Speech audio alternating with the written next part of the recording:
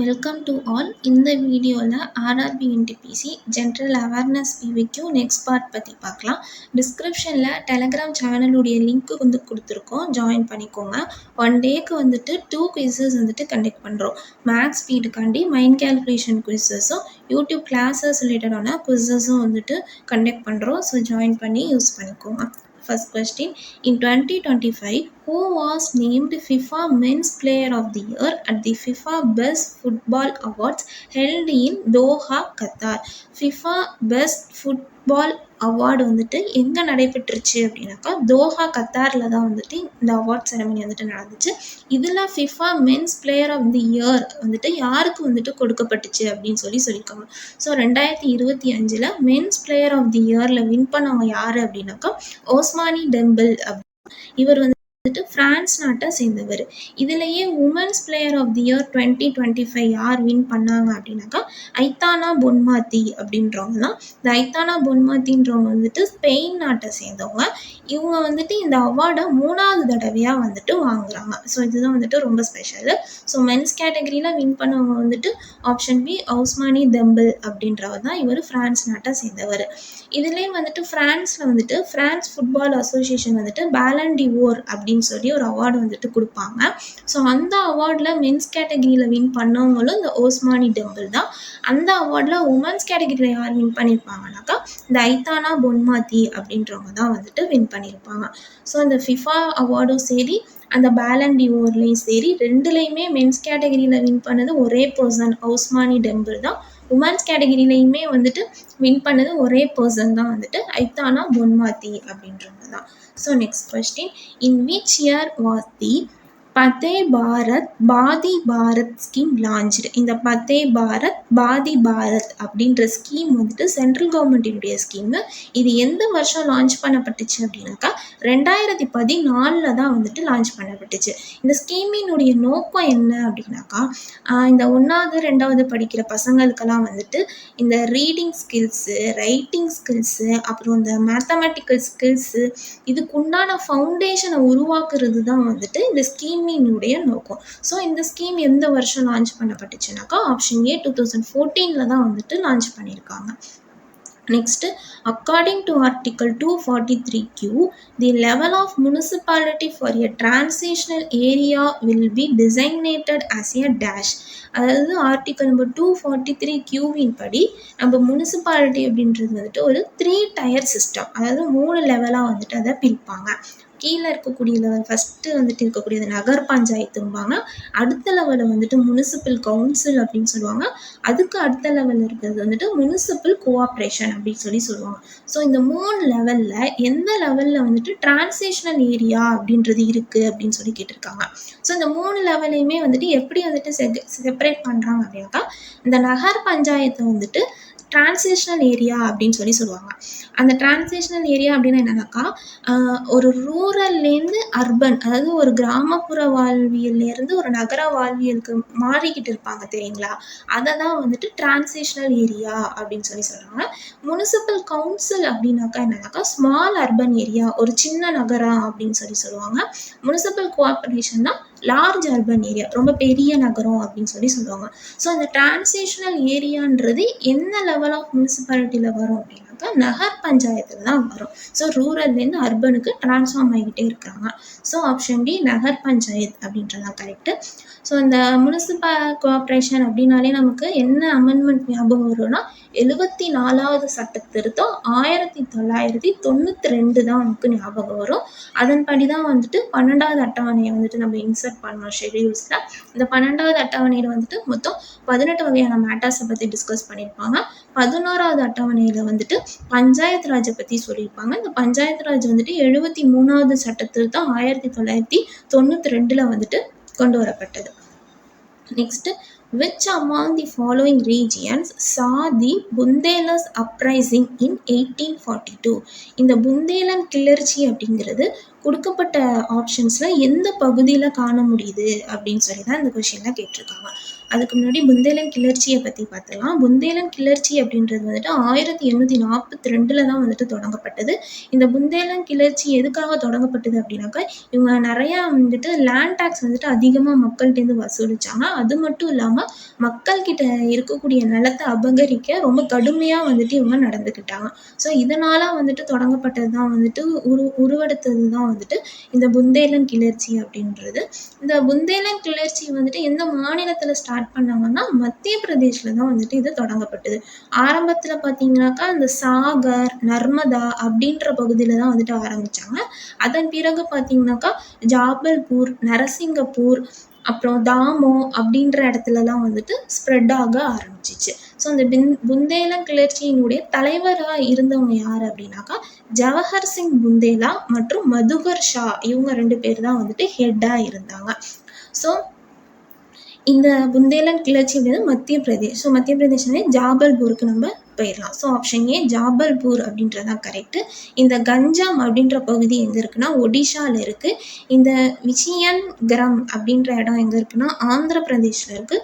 சௌராஷ்டிரான்ற பகுதி வந்துட்டு குஜராத்தில் வந்துட்டு இருக்குது. ஸோ ஜாபல்பூர் அப்படின்றது தான் வந்துட்டு இந்த கொஷினுக்கான ஆன்சர். ஸோ இந்த புந்தேலன் கிளர்ச்சி மத்திய பிரதேஷில் தொடங்கப்பட்டது.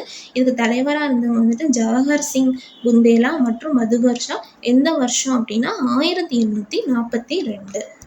Next, which articles in the Constitution of India deal with citizenship at the time of its commencement? அதாவது நம்மளுடைய இந்திய அரசியலமைப்பு அமலுக்கு வரும் பொழுது இந்திய குடியுரிமையை பற்றி எந்த பிரிவில் வந்துட்டு சொல்லியிருந்தாங்க அப்படின்னு சொல்லி தான் வந்துட்டு கேட்டிருக்காங்க.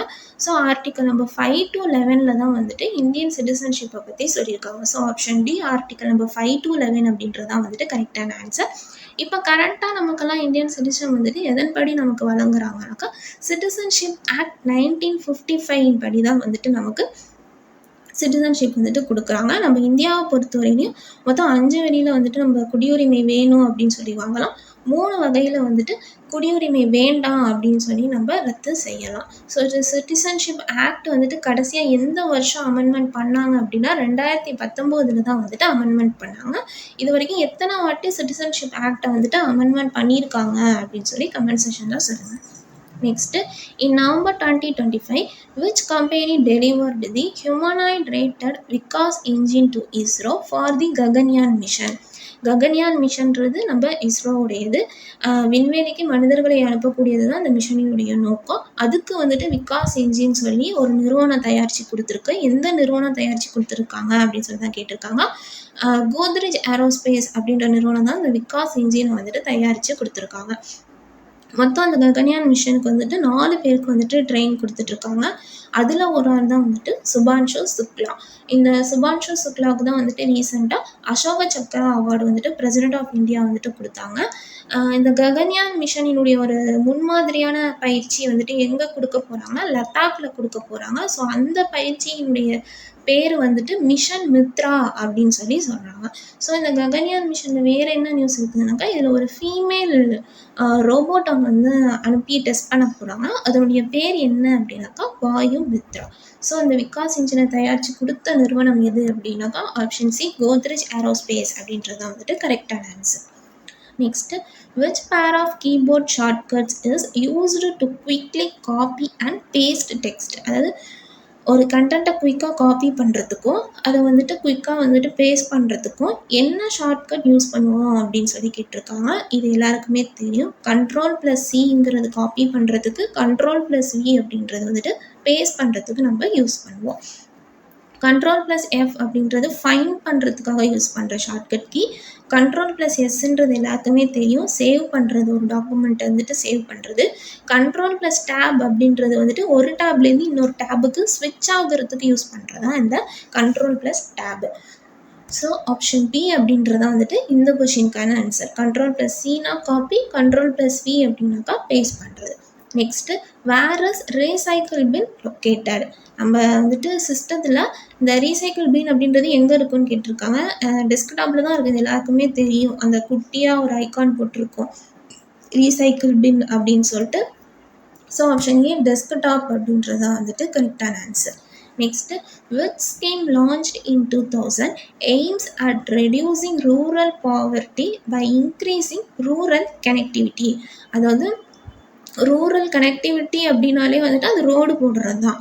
ஸோ கிராமப்புற சைட்லாம் வந்துட்டு ரோடு கனெக்டிவிட்டி இன்க்ரீஸ் பண்ணி அங்கே இருக்கக்கூடிய வறுமையை குறைக்கிறதுக்காக எந்த திட்டம் 2000 கொண்டு வந்தாங்க அப்படின்னு சொல்லி தான் கேட்டிருக்காங்க. இதுக்கு ஆன்சர் என்னன்னாக்கா பிரதான் மந்திரி கிராம் சதக் யோஜனா அப்படின்றதான் இதனுடைய ஆன்சர். இந்த கிராம் சதக் யோஜனா அப்படின்ற திட்டம் வந்துட்டு 2000 தான் வந்துட்டு லான்ச் பண்ணாங்க. இது மெயினாக வந்துட்டு கிராமப்புறங்களுக்கு ரோடு போட்டு கொடுக்குற திட்டம் தான் வந்துட்டு இந்த கிராம் சதக் யோஜனா அப்படின்றது.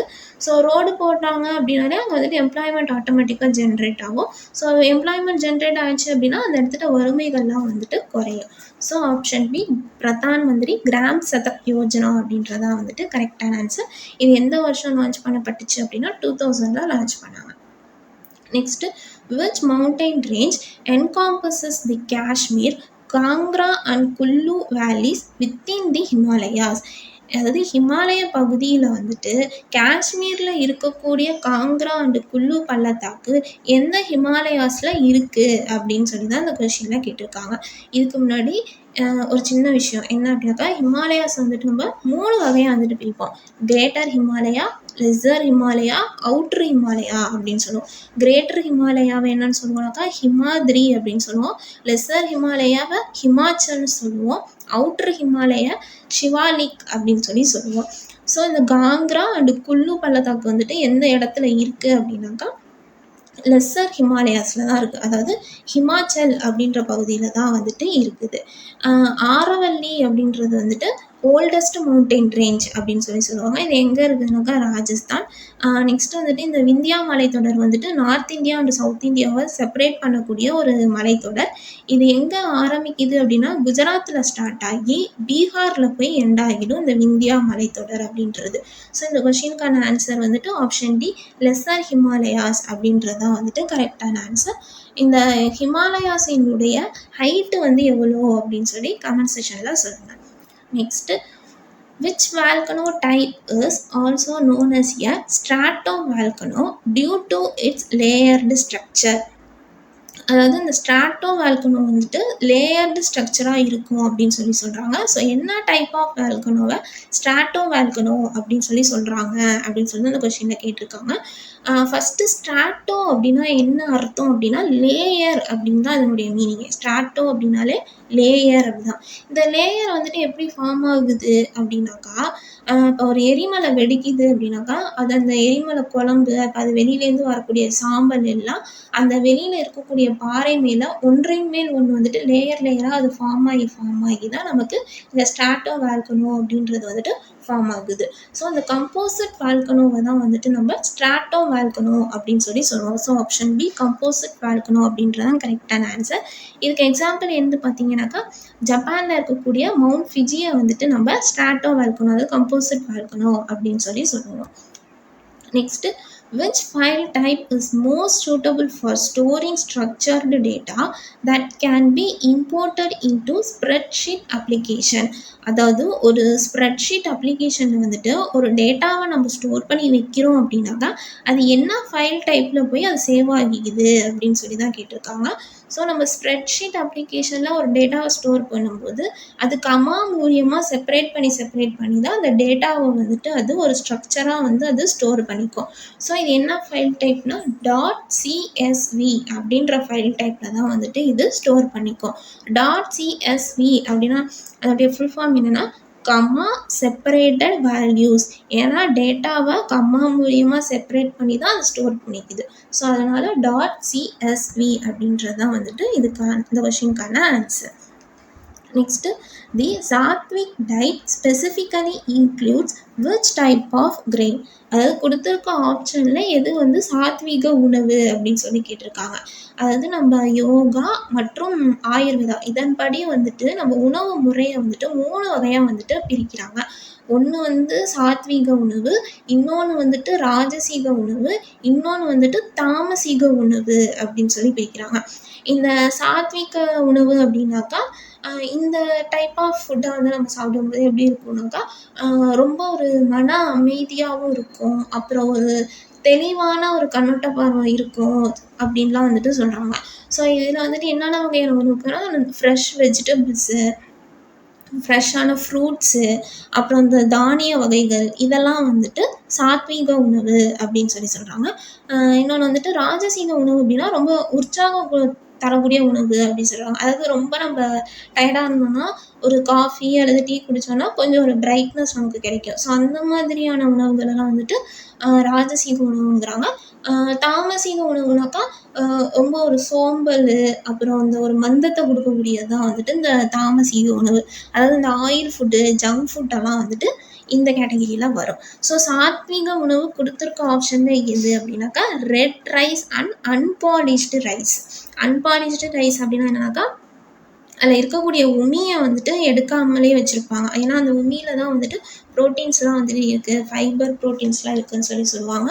ஸோ அன்பாலிஷ்டு ரைஸ்லாம் வந்துட்டு சாத்வீக உணவு. So option D red rice and unpolished rice தான் வந்துட்டு சாத்வீக உணவு அப்படின்னு சொல்கிறாங்க.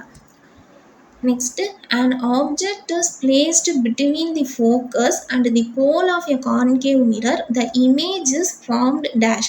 அதாவது கான்கேவ் மிரரில் ஃபோக்கஸ்ன்ற பாயிண்ட்டுக்கும் போல் அந்த மிரரினுடைய போல் பாயிண்ட்டுக்கும் நடுவில் ஒரு ஆப்ஜெக்டை நம்ம பிளேஸ் பண்ணுறோன்னா நம்ம அந்த ஆப்ஜெக்ட் வந்துட்டு நமக்கு எப்படி அவுட்புட் கொடுக்கும் அப்படின்னு கேட்டிருக்காங்க. விர்ச்சுவல் அண்ட் அப்ரைட்டாக தான் வந்துட்டு நமக்கு கொடுக்கும். அதாவது இந்த டயக்ராமில் பார்த்தீங்கன்னா புரியும். அந்த கான்கேவ் மிரரினுடைய சென்டர் பாயிண்ட்டை தான் வந்துட்டு போல் அப்படின்னு சொல்லுவாங்க. அதுக்கு பக்கத்தில் இருக்க ஃபோக்கஸ் எஃப்ன்ற பாயிண்ட்டு தான் வந்துட்டு ஃபோக்கஸ். ஸோ இது ரெண்டுத்துக்கும் நடுவில் வந்துட்டு நீங்கள் இமேஜ் வச்சிங்க அப்படின்னாக்கா, ஒரு ஆப்ஜெக்டை நீங்கள் வச்சிங்க அப்படின்னாக்கா அந்த கான்கேவ் மிரருக்கு பின்னாடி தான் போய் அந்த இமேஜ் வந்துட்டு ஃபார்ம் ஆகும். ஸோ அது எப்படி அந்த ஃபார்ம் வந்துட்டு கிடைக்கும் நமக்கு அப்படின்னாக்கா ஒரு மாயமான மற்றும் நேரான பின்பம் கிடைக்கும். அதுதான் விர்ச்சுவல் அண்ட் அப்ரைட்டான இமேஜ் நமக்கு கிடைக்கும் அப்படின்னு சொல்கிறாங்க. Next the battle of Wandiwash was fought between. Battle of Wandiwash யாருக்கும் நடந்துச்சுனாக்கா பிரிட்டிஷாருக்கும் ஃப்ரெஞ்சுக்கும் நடக்கக்கூடிய ஒரு வார் தான். எந்த வருஷம் வந்துட்டு இந்த வார் நடந்துச்சுனாக்கா 1760 தான் வந்துட்டு இந்த வார் வந்துட்டு நடந்துச்சு. ஸோ பேட்டில் ஆஃப் வேண்டிவாஷ் அப்படின்றது வந்துட்டு பிரிட்டிஷ் அண்ட் ஃப்ரெஞ்சுக்கு இடையில நடக்கப்பட்ட ஒரு போர். Next the Rashtrakutas were primarily known for which architectural marvel. அதாவது எந்த சிற்பக்கலையில் ராஷ்டிரகுப்தா வம்சத்தை சார்ந்தவங்க ரொம்ப சிறந்து விளங்குனாங்க அப்படின்னு தான் கேட்டிருக்காங்க. ஸோ ராஷ்டிரகுப்தா டெனாஸ்டி உடைய ஆர்கிடெக்ட் அப்படின்னாலே நமக்கு என்ன ஆட்டோமேட்டிக்காக ஞாபகம் வரும்னாக்கா கைலாசா டெம்பிள் அட் எல்லோரா தான் நமக்கு வந்துட்டு ஞாபகம் வரும். ஸோ அந்த கைலாசா டெம்பிளை வந்துட்டு கட்டினவர் யாருனாக்கா கிருஷ்ணா 1 அப்படின்றவர் தான் வந்துட்டு கட்டினார். இவர் வந்து ராஷ்டிரகுப்தா டெனாஸ்டியை சேர்ந்தவர் தான் அந்த கிருஷ்ணா 1. இந்த கோயில் வந்துட்டு ஒற்றைக்கல் பாறையாலேயே வந்துட்டு செதுக்கப்பட்டது அப்படின்னு சொல்கிறாங்க. அதை தான் வந்துட்டு இந்த மோனோலித்திக் ஸ்ட்ரக்சர் அப்படின்னு சொல்லுவாங்க. லாஸ்ட் இயரில் பார்த்துருந்தோம் ட்ரைபார்ட்டி ஸ்ட்ரகிளில் வந்துட்டு கனுஜுன்ற இடத்துக்கு 3 பேர் வந்துட்டு போட்டி போட்டிருப்பாங்க. குஜராத் பிரதிகரா, பாலா, ராஷ்டிரகுப்தா அப்படின்னு சொல்லிட்டு. ஸோ ராஷ்டிரகுப்தாவினுடைய ஃபவுண்டர் யாருனாக்கா தண்டி துர்கா. சாஞ்சி ஸ்டூப்பாவை வந்துட்டு கட்டினவங்க யாருனாக்கா அசோகர். பிரகதீஸ்வரா டெம்பிளை கட்டினவர் ராஜராஜ சோழா 1. கொனார்க் டெம்பிளை பில்ட் பண்ணவங்க யார் அப்படின்னாக்கா நரசிம்மதேவா 1. ஸோ ராஷ்டிரகுப்தா டினாஸ்டினாலே நமக்கு ஞாபகத்துக்கு வர வேண்டியது கைலாசா டெம்பிள். ஸோ ஆப்ஷனே கைலாசா டெம்பிள்ன்றதான் கரெக்டு. இந்த கைலாசா டெம்பிளை வந்துட்டு யார் வந்துட்டு கட்டினாங்க அப்படின்னாக்கா கிருஷ்ணா 1. இது வந்துட்டு ஒற்றைக்கல் பாறையால் வந்துட்டு உருவாக்கப்பட்ட ஒரு கோயில். அதெல்லாம் வந்துட்டு மோனோலித்திக் ஸ்ட்ரக்சர் அப்படின்னு சொல்கிறாங்க. Next after the government merged 29 labor laws into 4 labor codes in November 2025. The provisions permitting women to work in all establishments, including night shifts, fall under which of the following codes? November 2025 நம்ம government என்ன பண்ணியிருக்காங்க அப்படின்னாக்கா மொத்தம் 29 தொழிலாளர் சட்டத்தை வந்துட்டு 4 தொழிலாளர் சட்டமாக வந்துட்டு மாற்றிருக்காங்க. அதில் கேர்ள்ஸ் வந்துட்டு நைட் ஷிஃப்ட் வந்துட்டு ஒர்க் பண்ணலாம் அப்படின்னு அலோவ் பண்ணக்கூடிய சட்டம் எது அப்படின்னு தான் கேட்டிருக்காங்க. ஸோ அந்த 4 சட்டம் என்ன அப்படின்னாக்கா இந்த ஆப்ஷன்ஸில் கொடுத்துருக்குறாங்களா, இதுதான் அந்த 4 சட்டம். Occupational safety and health and working condition code 2020. இதன் கீழே வந்துட்டு மொத்தம் 13 சட்டத்தை வந்துட்டு மெர்ஜ் பண்ணி இதை ஒன்றா வந்துட்டு கன்வெர்ட் பண்ணியிருக்காங்க. நெக்ஸ்ட்டு இண்டஸ்ட்ரியல் ரிலேஷன் கோட் 2020 மொத்தம் ஒரு 3 சட்டத்தை மர்ஜ் பண்ணி ஒன்றா இந்த இண்டஸ்ட்ரியல் ரிலேஷன் கோடுன்னு சொல்லி கொண்டு வந்திருக்காங்க. அதே மாதிரி கோட் ஆன் வேஜஸில் ஒரு 4 சட்டத்தை மெர்ஜ் பண்ணி கோட் ஆன் வேஜஸ்னு ஒரு சட்டமாக மாற்றப்பட்டிருக்குது. கோட் ஆன் சோஷியல் செக்யூரிட்டி 2020 வந்துட்டு 9 சட்டத்தை வந்துட்டு மெர்ஜ் பண்ணி கோட் ஆன் சோஷியல் செக்யூரிட்டின்னு சொல்லி ஒரு சட்டமாக வந்து மாற்றிருக்காங்க. ஸோ இந்த 4 சட்டத்தில் கேர்ள்ஸ் வந்துட்டு நைட் ஷிஃப்ட் ஒர்க் பண்ணலான்னு சொல்லி பெர்மிஷன் கொடுக்கக்கூடிய சட்டம் எது அப்படின்னாக்கா option A the occupational safety health and working conditions code 2020 அப்படின்றது தான் வந்துட்டு கரெக்டான answer. So option A is the right answer. Next Ashoka was the viceroy of which region under his father Bindusara's regime? அதாவது அசோகர் பிந்துசார் இவங்கெல்லாம் வந்துட்டு மௌரிய வம்சத்தை சேர்ந்தவங்க அப்படின்னு சொல்லி சொல்லுவாங்க. ஸோ அந்த பிந்துசார் ஆட்சியின் போது அவருடைய பையனான அசோகர் வந்துட்டு எந்த ரீஜியனுடைய வைசராயாக வந்துட்டு இருந்தார் அப்படின்னு சொல்லி கேட்டிருக்காங்க.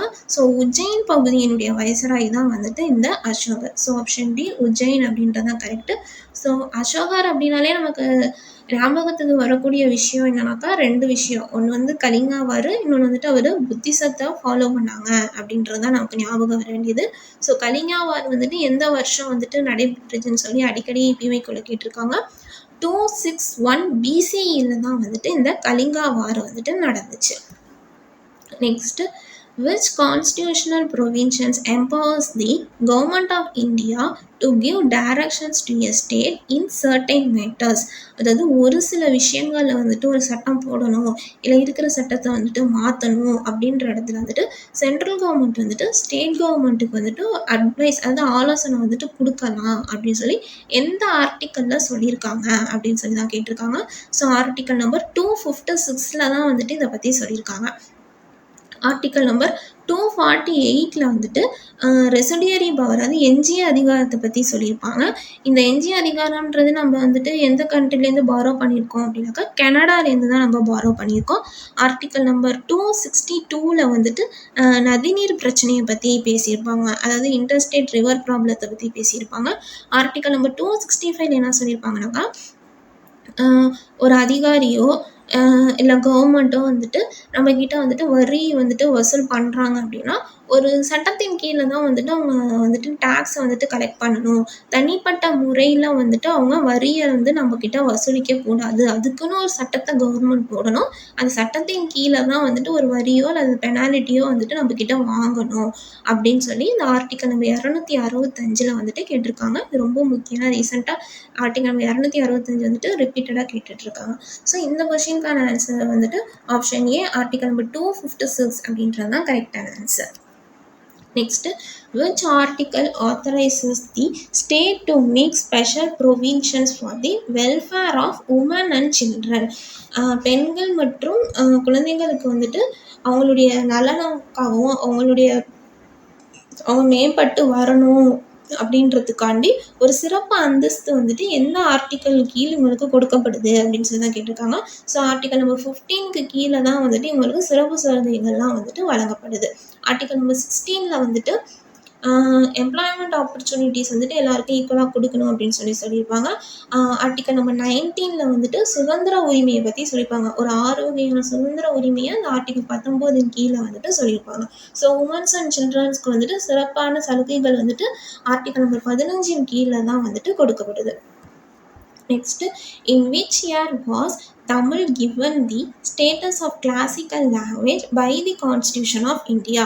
இந்திய அரசியலமைப்பின்படி தமிழுக்கு வந்துட்டு கான்ஸ்டியூஷன், அது கிளாசிக்கல் லாங்குவேஜ் அப்படின்ற அந்தஸ்து எந்த வருஷம் கொடுக்கப்பட்டுச்சு அப்படின்னு சொல்லி கேட்டிருக்காங்க. 2004 தான் வந்துட்டு இந்த அந்தஸ்து வந்து கொடுத்தாங்க. இன்னைய தேதி வரைக்கும் எத்தனை கிளாசிக்கல் லாங்குவேஜஸ் நம்ம இந்தியாவில் இருக்குன்னா மொத்தம் 11 கிளாசிக்கல் லாங்குவேஜஸ் வந்துட்டு இருக்குது. கடைசியாக வந்துட்டு 2024 வந்துட்டு ஒரு 4 கிளாசிக்கல் லாங்குவேஜஸ் வந்துட்டு ஆட் பண்ணாங்க. மராத்தி, பாலி, பிரக்ருத், அசாமஸ். ஸோ இதை வந்துட்டு லாஸ்ட்டாக வந்து ஆட் பண்ணப்பட்டது தான் இந்த 4 வந்து கிளாசிக்கல் லாங்குவேஜ். ஸோ தமிழுக்கு எப்போ ஸ்டேட்டஸ் கொடுத்தாங்கனாக்கா 2004 வந்துட்டு ஸ்டேட்டஸ் கொடுத்தாங்க. First classical language in India எதுனா தமிழ் தான். Next Manila hemp is found in dash. Manila hemp அப்படின்னா என்னன்னாக்கா அது ஒரு பிளான்ட் செடி தான் வந்துட்டு. அது என்ன வகையான செடினாக்கா அந்த வாழைநார் இருக்குல்ல அந்த வகையான செடி தான் வந்துட்டு இந்த மணிலா ஹெம்ப் அப்படின்றது. ஸோ இந்த செடி வந்து எதுக்கு பயன்படுது அப்படின்னாக்கா இந்த கப்பல் கயிறு செய்கிறதுக்கு, அப்புறம் அந்த மீன் பிடிக்கிறவங்கலாம் யூஸ் பண்ணுவாங்கல்ல வலைகள், ஸோ அதை வந்துட்டு தயாரிக்கிறதுக்கு, அப்புறம் பேங்க் நோட்ஸ் அதாவது கரன்சிஸ்லாம் வந்துட்டு தயாரிக்கிறதுக்குலாம் வந்துட்டு இந்த மணிலா ஹெம்ப் அப்படின்ற செடி வந்துட்டு யூஸ் பண்ணுறாங்க. இது வந்துட்டு எங்கே பெரும்பாலும் காணப்படுதுன்னா பிலிப்பைன்ஸில் தான் வந்துட்டு இது அதிகமாக இருக்குது. ஸோ ஆப்ஷன் பி பிலிப்பைன்ஸ் அப்படின்றது தான் வந்துட்டு கரெக்டான answer. Next, what was the official theme of National Voters Day 2026 observed on 25 January across India to recognize voters and promote democratic engagement? January 25 தான் நம்ம நேஷ்னல் ஓட்டர்ஸ் டே வந்துட்டு கொண்டாடுறோம். இதனுடைய தீம் அதாவது இதனுடைய கருப்பொருள் என்ன அப்படின்னு சொல்லி கேட்டிருக்காங்க.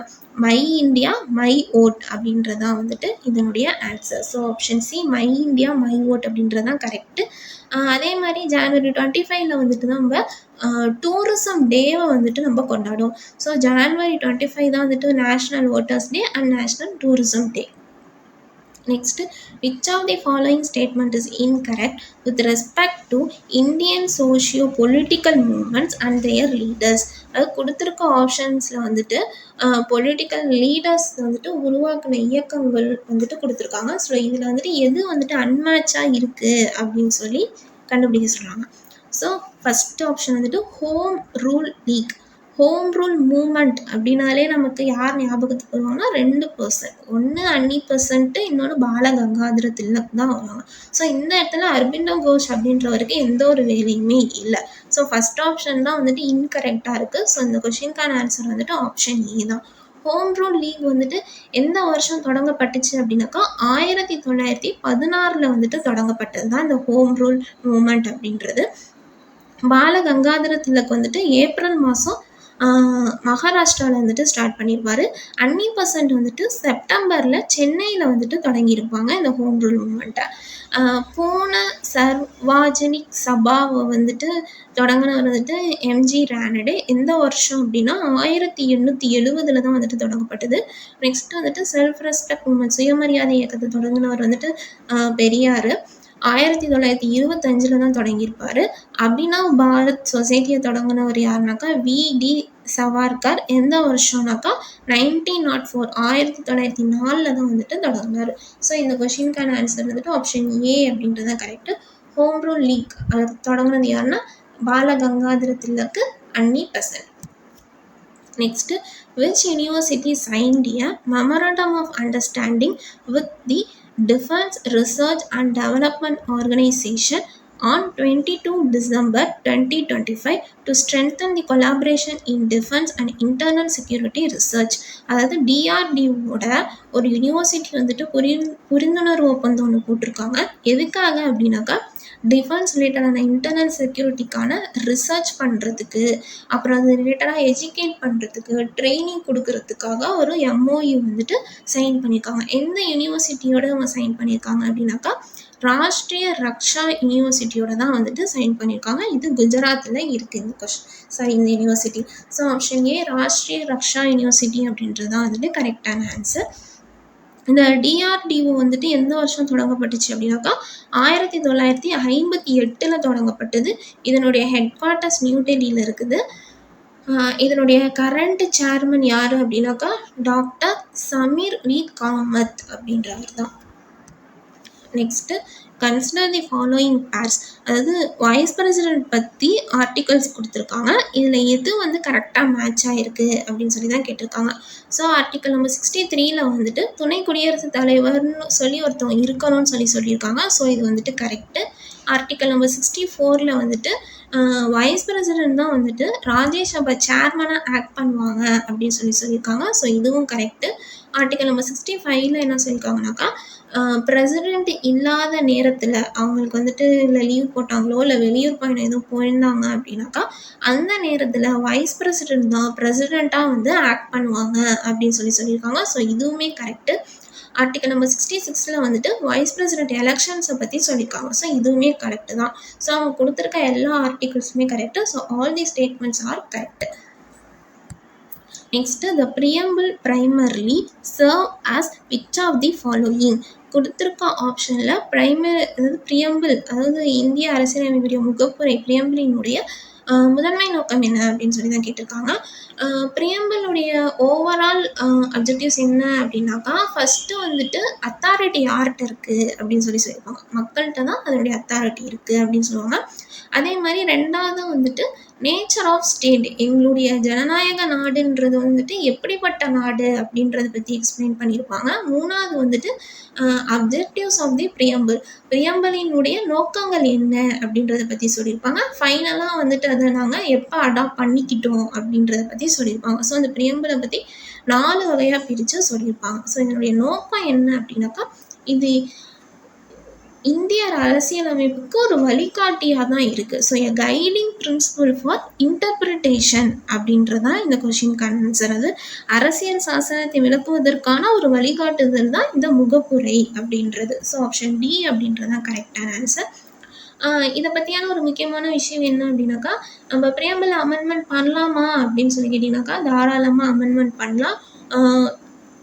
ஒன்லி நம்ம வேர்டை மட்டும் தான் ஆட் பண்ணலாம். ஆல்ரெடி இருக்கக்கூடிய வேர்டை வந்துட்டு நம்மளால டெலீட்லாம் பண்ண முடியாது. வேணால் புதுசாக வேர்ட்ஸ் வேணால் நம்ம ஆட் பண்ணிக்கலாம். இதுவரை ப்ரியாம்பிளை வந்துட்டு எத்தனை வாட்டி அமெண்ட் பண்ணியிருக்காங்கன்னா, ஒரே ஒரு வாட்டி தான் அமெண்ட் பண்ணியிருக்காங்க. அது என்ன அமெண்ட்மெண்ட் அப்படின்றத நீங்கள் கமெண்ட்ஸில் சொல்லுங்கள். Next, the discovery of atomic nucleus was made through which experiment? atomic nucleusனு ஒன்று இருக்குன்னு சொல்லி டிஸ்கவர் பண்ணியிருக்காங்க.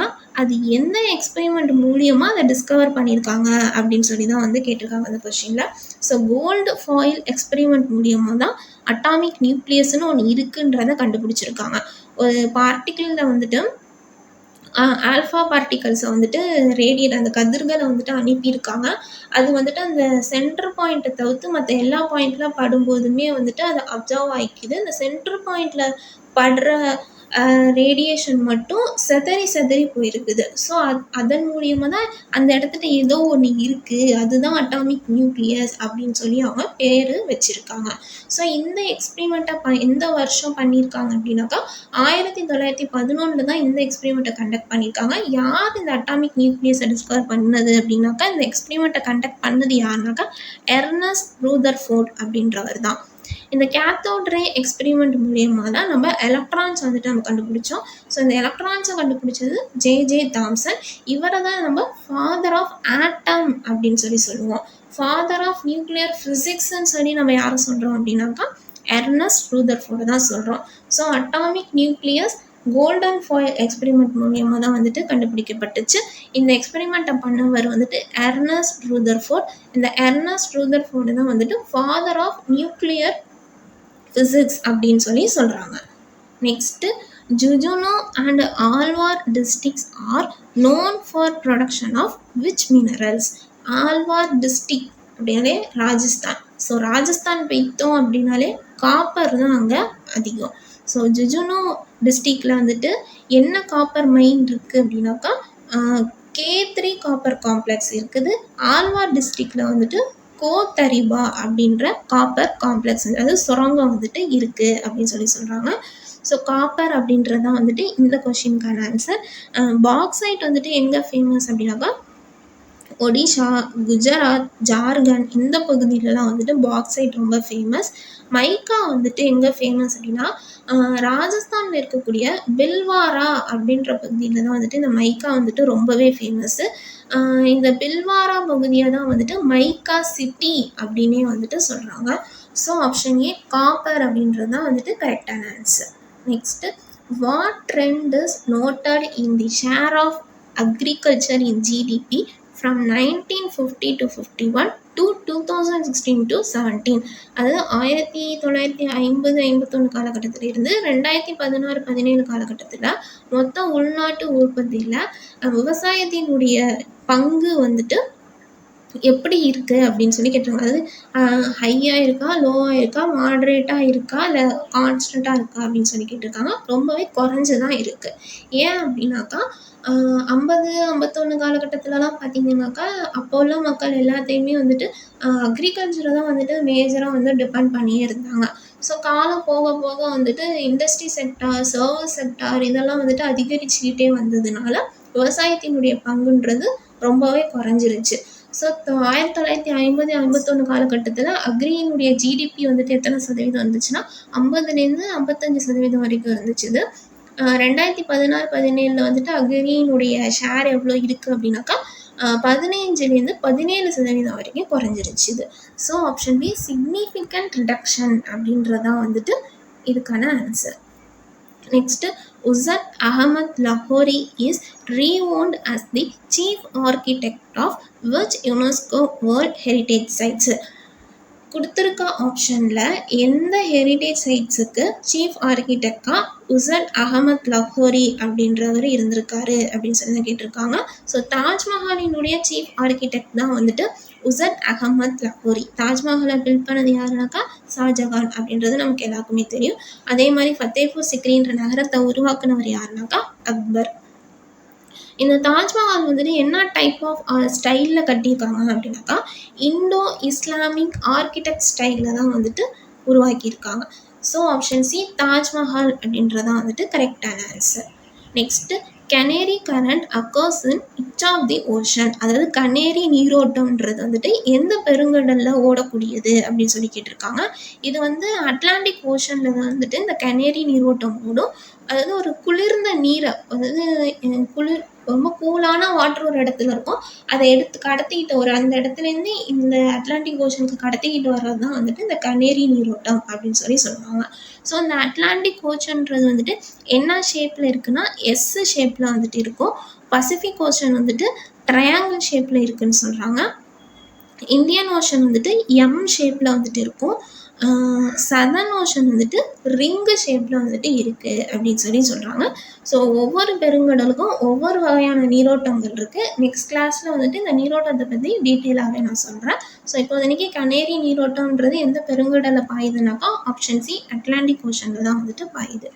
Next which of the following is correct about hibernation mode in computers. அதாவது ஹைபர்னேஷன் மோட் அப்படின்னாலும் ஸ்லீப் மோட் அப்படின்னாலும் திட்டத்தட்ட ஒரே மாதிரியாக தான் இருக்கும். நம்ம வந்துட்டு ஏதோ ஒரு ஃபைல் வந்துட்டு ஓப்பன் பண்ணுறோம், எடிட் பண்ணுறோம், அப்படியே வந்துட்டு சிஸ்டம் வந்துட்டு ஆஃப் ஆகுது, ஆஃப் ஆகிடுச்சு, திரும்ப அகைன் நம்ம அந்த சிஸ்டத்தை வந்துட்டு ஆன் பண்ணுறோம் அப்படின்னாக்கா நம்ம எப்படி நம்மளோட டெஸ்க்டாப் ஆஃப் ஆனிச்சோ அதே மாதிரியே தான் நம்மளுடைய டெஸ்க்டாப் வந்துட்டு நமக்கு விசிபிள் ஆகும். இந்த ஹைபர்னேஷன் மோடில் வந்துட்டு இந்த ஃபைல்ஸ் நம்ம எடிட் பண்ணி வச்ச ஃபைல்ஸ்லாம் எங்கே போய் டேரெக்டாக ஸ்டோர் ஆகுனா ஹார்ட் டிஸ்க்லேயே போய் டேரெக்டாக நமக்கு ஸ்டோர் ஆகிடும். ஸோ பெர்மனன்ட் ஸ்டோரேஜ் தான் இருக்கும் நமக்கு. ஸோ அதனால் எந்த ஒரு இஷ்யூஸுமே இருக்காது. ஸ்லீப் மோடுக்கும் ஹைபர்னேட்டிங் மோடுக்கும் என்ன ஒரு டிஃப்ரென்ஸ் இதுனாக்கா பவர் கன்சம்ஷன் தான் வந்துட்டு ஒரே ஒரு டிஃப்ரென்ஸ். ஸ்லீப் மோடில் பார்த்தீங்கன்னாக்கா பவர் வந்துட்டு அதிகமாக எடுத்துக்கும். ஹைபர்னேட்டிங் மோடில் வந்துட்டு பவர் கன்சப்ஷன் இருக்காது, ரொம்பவே குறைவாக இருக்கும். இன்னும் சொல்ல போனால் 0 பவர் கன்சப்ஷன் அப்படின்னு தான் சொல்கிறாங்க. ஸோ இந்த கொஷினுக்கான ஆன்சர் வந்துட்டு யூசஸ் மினிமம் பவர் அப்படின்றதான் வந்துட்டு கரெக்டான answer. So option A is the correct answer. Next world mental health day 2025 focused on which theme campaign message observed internationally and in India. World mental health டே 2025 என்னைக்கு கொண்டாடப்பட்டுச்சுன்னா October 10 அப்போ தான் வந்துட்டு கொண்டாடப்பட்டது. அந்த தீமினுடைய மெசேஜ் வந்து என்ன அப்படின்னு சொல்லி கேட்டிருக்காங்க. So option A mental health in humanitarian emergency அப்படின்றதான் வந்துட்டு அந்த தீமினுடைய மெசேஜ். ஸோ ஆப்ஷன் ஏன்றதான் correct answer. Next which aspect of Hindu religion is reflected through the Raut Nacha dance form in Chhattisgarh. சத்தீஸ்கரில் தான் வந்துட்டு இந்த ரவுட் நாச்சா அப்படின்ற டான்ஸ் வந்துட்டு ஆடுறாங்க. அது எந்த ஹிந்து ரிலீஜியனை வந்துட்டு ரிஃப்ளெக்ட் பண்ணுது அப்படின்னு சொல்லி கேட்டிருக்காங்க. அதாவது எந்த கடவுளை பற்றி அந்த ரவுட் நாச்சா நடனத்தில் ஆடுறாங்க அப்படின்னு சொல்லி கேட்டிருக்காங்க. மெமரிஸ் ஆஃப் லார்ட் கிருஷ்ணா, அது கிருஷ்ணரை பற்றி தான் அந்த ரவுட் நாச்சா நடனத்தில் வந்துட்டு டான்ஸ் ஆடுவாங்க. இந்த நடனத்தில் வந்துட்டு எதை வந்துட்டு வெளிப்படுத்துவாங்க அப்படின்னாக்கா அந்த கிருஷ்ணரினுடைய லீலைகள் பற்றி சொல்லியிருப்பாங்க. அப்புறம் அவர் கம்சனை வந்துட்டு எப்படி கொன்னாரு, அவருடைய வெற்றி என்ன, ஸோ இதையெல்லாம் பற்றி தான் வந்துட்டு இந்த ரவுத் நாச்சா நடனத்தில் வந்துட்டு பிரதிபலிப்பாங்க. மெயினாக பார்த்திங்கன்னா இது யாதவர் கம்யூனிட்டியினுடைய ட்ரெடிஷ்னல் டான்ஸ் அப்படின்னு சொல்லி சொல்கிறாங்க. ஸோ இந்த ரவுத் நாச்சா அப்படின்னா சத்தீஸ்கர். எந்த கடவுளை பற்றி இவங்க வந்துட்டு டான்ஸ் ஆடுறாங்கனாக்கா option B memories of Lord Krishna. Next which Vedic text composed around 1000 BCE, contains 1028 hymns dedicated to various deities. அதாவது 1000 BCE காலகட்டத்தில் எந்த வேதத்தில் வந்துட்டு 1028 பாடல்களை பற்றி சொல்லியிருக்காங்க அப்படின்னு சொல்லி கேட்டிருக்காங்க. ரிக்வேதால தான் வந்துட்டு 1028 பாடல்களை பற்றி சொல்லியிருக்காங்க. இதில் வந்துட்டு 10 மண்டலத்தை பற்றியும் சொல்லியிருப்பாங்க. இந்த ரிக்வேதால தான் வந்துட்டு இந்த காயத்ரி மந்திரம்லாம் வந்துட்டு காயத்ரி மந்திரம்லாம் வந்துட்டு உருவானுச்சு அப்படின்னு சொல்லி சொல்கிறாங்க. இதுதான் ரிக்வேதா தான் வந்துட்டு ஓல்டஸ்ட் வேதா அப்படின்னு சொல்கிறாங்க. இந்த சமவேதாவில் வந்துட்டு என்ன இருக்கும்னாக்கா இசை மற்றும் பாடல்களின் வேதம் அப்படின்னு சொல்லி சொல்லுவாங்க. இன்னொன்று இந்த யஜுர்வேதாவில் வந்துட்டு யாகங்கள், சடங்குகள் இதெல்லாம் பற்றி சொல்லியிருப்பாங்க. அப்புறம் இந்த அதர்வ வேதாவில் வந்துட்டு மாந்திரீகங்கள் பற்றியெல்லாம் சொல்லியிருப்பாங்க. மெயினாக பார்த்தீங்கன்னாக்கா நமக்கு ஏதாச்சும் ஒரு டிசீஸ் வந்துச்சுன்னா அது வந்துட்டு ரெக்கவர் ஆகுறது பற்றி, அதாவது நோய்கள் தீர்க்கும் முறைகள் எல்லாம் பற்றி இந்த அதர்வ வேதாவில் தான் வந்துட்டு சொல்லியிருப்பாங்க. ஸோ 1028 பாடல்களை பற்றி எந்த வேதா டெக்ஸ்டில் வந்துட்டு சொல்லியிருக்காங்க அப்படின்னாக்கா ஆப்ஷன் சி ரிக்வேதாவில் தான் வந்துட்டு இதை பற்றி சொல்லியிருக்காங்க. Next, the FAO Food Price Index, which monitors monthly fluctuations in global prices of a basket of internationally traded food commodities, averaged how many points in December 2025? December 2025 தான் வந்துட்டு ஃபுட் ப்ரைஸ் இண்டெக்ஸை வந்துட்டு வெளியிட்டிருக்காங்க. இதை வெளியிடுறவங்க யாருன்னா ஃபுட் அண்ட் அக்ரிகல்ச்சர் ஆர்கனைசேஷன். இந்த food and agriculture ஆர்கனைசேஷனுடைய headquarters எங்கே இருக்குதுனாக்கா ரோம், இட்டாலியில் தான் வந்துட்டு இருக்குது. இவங்க வந்துட்டு ஃபுட் ப்ரைஸ் இண்டெக்ஸ்ன்னு சொல்லி ஒரு இண்டெக்ஸை வெளியிடுறாங்க. இந்த இண்டெக்ஸில் என்ன சொல்லியிருக்காங்க அப்படின்னாக்கா நம்ம அன்றாட வாழ்வியலில் நமக்கு தேவையான உணவு பொருட்கள்லாம் வாங்குகிறோம்ல, அதனுடைய ப்ரைஸ் ஃப்ளக்சுவேஷன்ஸ் வந்துட்டு எப்படி இருக்குது அப்படின்றத பற்றி தான் இந்த இண்டெக்ஸில் வந்துட்டு சொல்லியிருக்காங்க. ஸோ டிசம்பர் 2025 படி இந்த ப்ரைஸ் ஃப்ளக்சுவேஷன்ஸ் எத்தனை புள்ளிகளில் இருக்குது அப்படின்னு சொல்லி கேட்டிருக்காங்க. ஆப்ஷன் டி 1 to 4.3 பாயிண்ட்ஸில் வந்துட்டு இருக்குது. இந்த இண்டெக்ஸ் வந்துட்டு மாதமே வந்துட்டு வெளியிடுவாங்க தான். இது நவம்பர் மாதத்தோட கம்பேர் பண்ணும்போது 0.6% வந்துட்டு ரேட்டு குறைஞ்சிருக்கு அப்படின்னு சொல்லி தான் சொல்கிறாங்க.